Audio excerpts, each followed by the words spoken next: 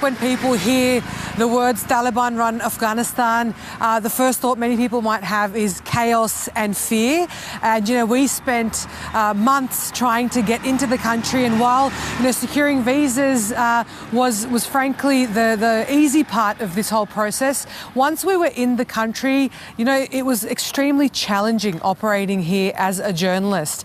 These images that we saw from 4 years ago in 2021 with the sudden withdrawal of the US, 2 decades of war later, and the sudden sweep of Taliban coming back into power, the world was shocked seeing, thousands of Afghans, climbing over fences, trying to get out of the country on these evacuation planes at the airport. Now come 4 years later, I'm flying, straight back into that airport, but now, it was quiet. It was sort of eerily quiet.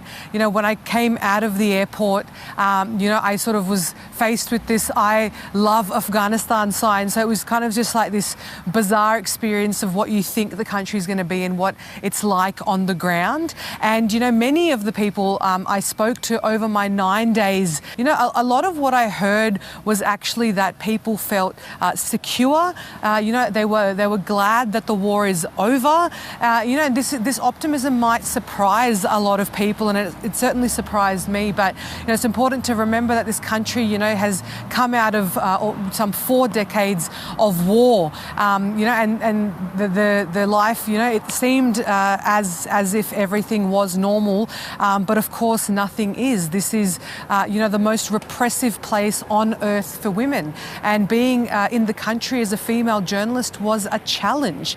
We had to navigate a labyrinth of, permissions, and the Taliban, who is the de facto authority there, they wanted to know where we were going, who we were speaking to, how long we were going to be there, and there was a near blanket sort of ban on speaking to women. So it was, a very difficult place to operate in. You got an interview with the chief spokesperson for the Taliban. How did you get that interview, and how did it play out?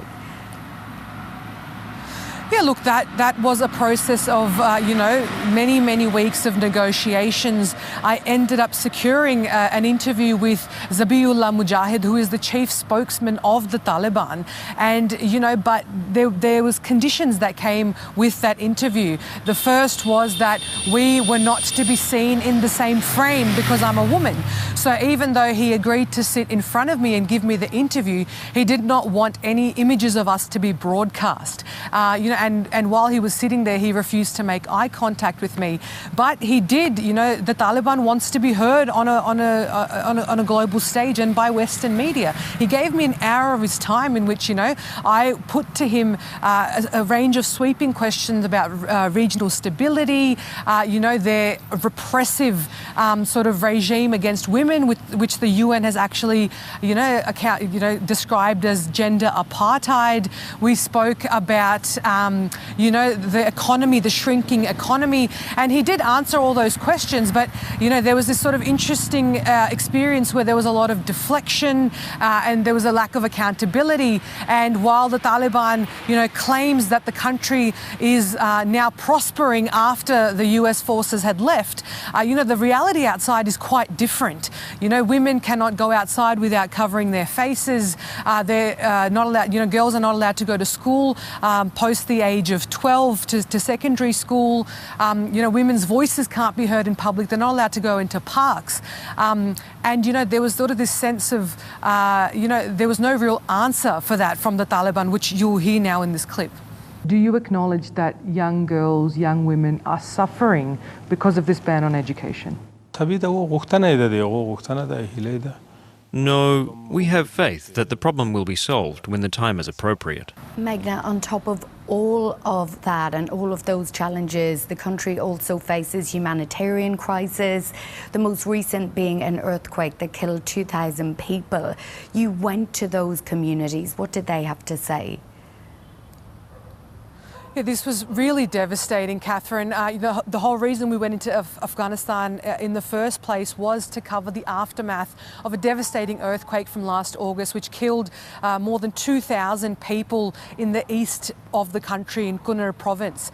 You know, we went to relief camps there where we just saw these remote villages completely decimated. People, you know, some thousands and thousands of families living in tents under canvas. And, you know, this is peak winter. They are struggling. We saw children suffering from measles and diarrhea and a whole range of different infections.